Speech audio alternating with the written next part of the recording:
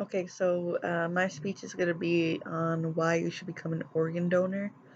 So let's jump in. So I always have like the idea of helping people, even in death.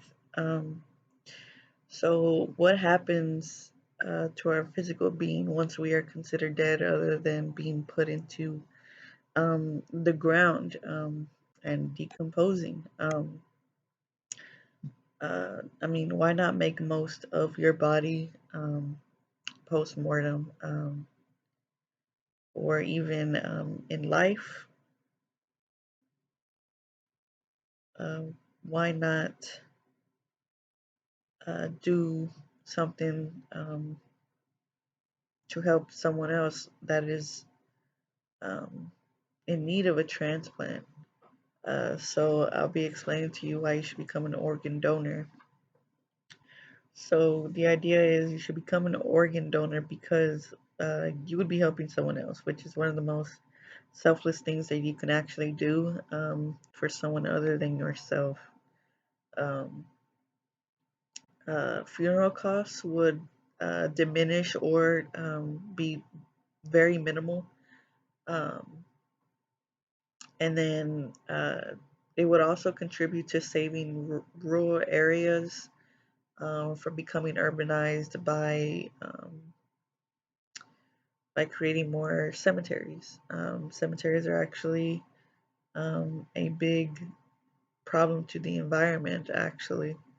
Um, so, um, so what's the purpose of becoming an organ donor? Well, according to American Transplant Foundation, over 114,000 people in the U.S. are awaiting for a transplant and are on the waiting list.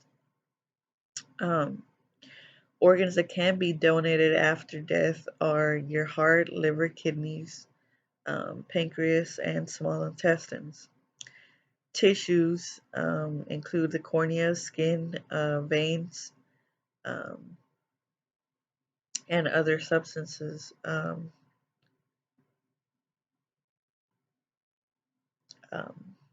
a healthy person can become a living donor by donating a kidney, which we see often, parts of the liver as well, intestine, blood, and bone marrow. Bone marrow is actually really important for leukemia patients. Most people have donated blood. Blood is also very important for people who have lost a lot of blood, need blood transfusions, stuff like that. Um, the good news is you can live with only one kidney because you have two, and you can um, donate a piece of your liver because I believe it regenerates itself, um, and there would be no problems with that. Um, so funeral cost minimization and positive environmental aspects are one of the parts that are super important. In the U.S., most people choose to have funeral arrangements that consist of a burial or cremation. According to LHLIC.com, the average funeral costs about 7,000 to 12,000 for a funeral home and a casket. Um, that's not including a marker, cemetery plot, and flower arrangements. The average cost for a cremation is 6 to 7,000. Um, those are huge numbers, even for just a simple cremation. And that's not including the cremation urns, which can also be quite expensive. I've actually seen on the cheaper side, it's at least $300, which is still a little good chunk of change.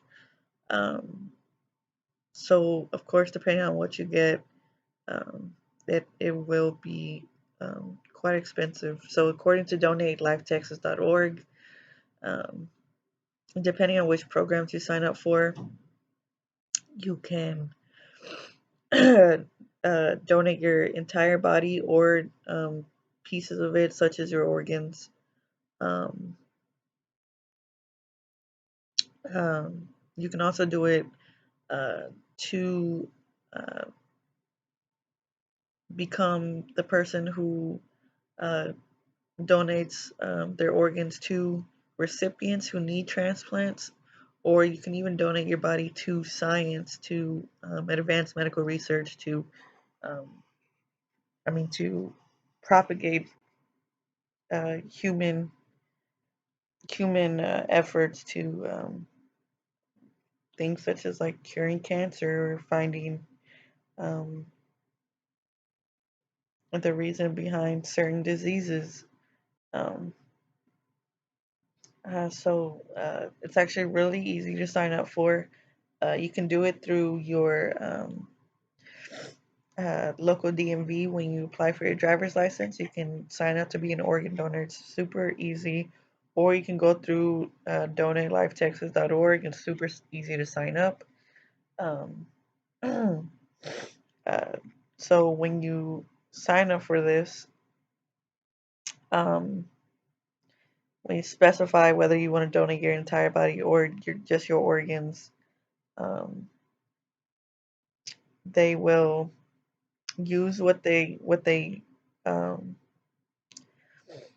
what they recover from your body, and then whatever isn't used, they will actually cremate it for you and send it to your loved ones, which um, I think is great because one, um, they will sometimes send it to you for minimal cost or even for free sometimes, which I think is great, to lowering the cost of funeral arrangements in general.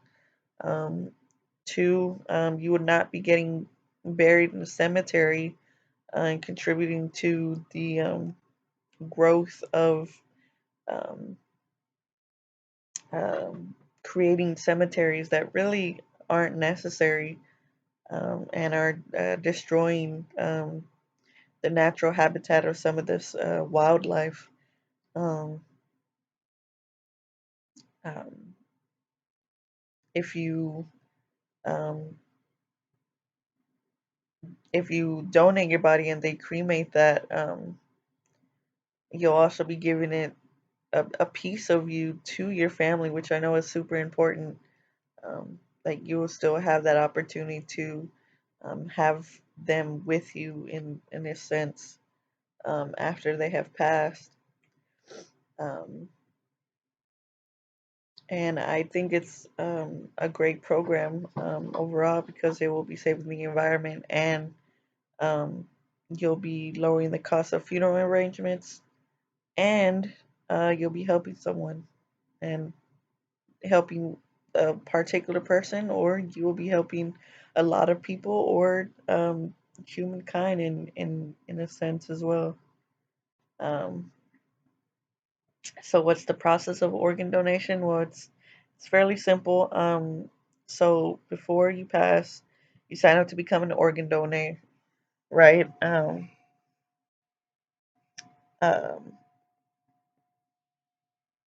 so according to NYP.org, for the first process, it's at a at or near the time of the person's death. They contact their donor organization to determine if you are um, an eligible candidate for organ donation. Next, they evaluate your medical conditions, your medical history, and they run a series of tests to make sure your organs are viable, if they're in good health and shape to be able to be transplanted. Uh, once they Once the person is declared deceased, they obtain consent from the authorized party or the next of kin to use your organs for the people in need.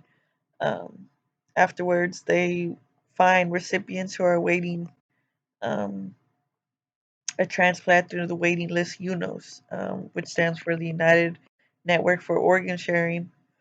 And the donor's information is put into the system, and they are matched with people who are waiting for the transplant. If you look at their website, they describe what it consists of, their waiting list.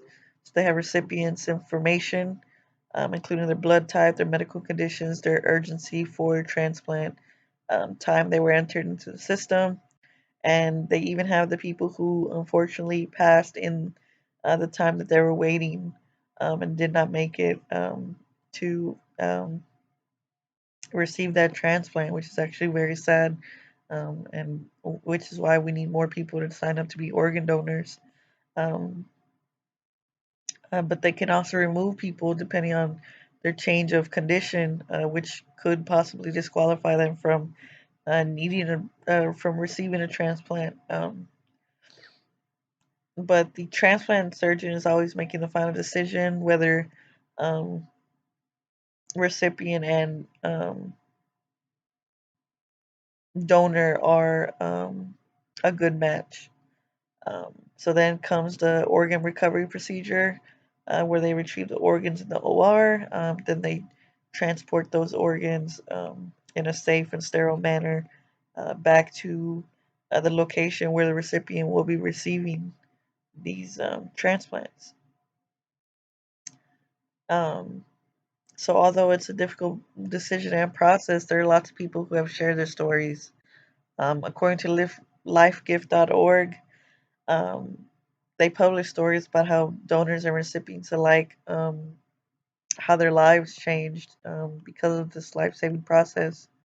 Um, so there's the story on Emily, a mother to a 17-year-old Cassie, who was in a terrible accident.